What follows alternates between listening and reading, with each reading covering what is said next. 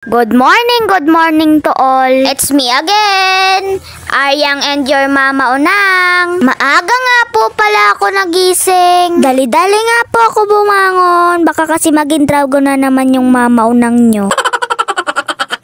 Ayaw niya pa naman na pabagal-bagal na kilos. Kaya kahit inaantok pa ako dyan, for damangon na lang talaga yung person. Kumain na pala ako ng agahan para makapagligo na rin ako mamaya.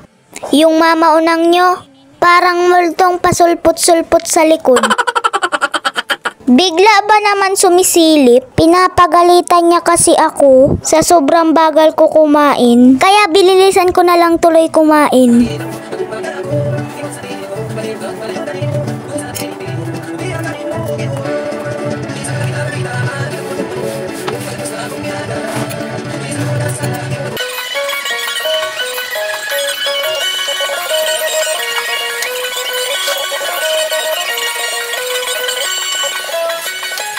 O diba natapos agad?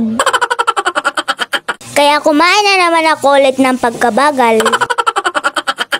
Baka mamaya lapitan ako ng mama Unang nyo hilahin sa CR. Kasalanan ko ba na gutom yung bulate ko? So ayun nga po, pagkatapos ko nga po maligo, nagsuot nga po kaagad ako ng uniform ko. Ako na nga lang po pala yung nagsuot dahil yung mama Unang nyo parang lagaring pabalik-balik. Ay, mahirap pala mag-talk, baka ma-high blood yung isa dyan. Baka kasi matanggal yung buko nang wala sa oras. Tinatalian na nga din po pala ako ng mama Unang nyo. Kaso sinasadyan niya yatang hilahin yung buko. Ang sakit eh. May lihim siguro to nagalit sa akin. Sinasabunutan niya na yata ako eh. Bilis-bilisan mo kaya mama Unang. Malilate na yata ako. Ay!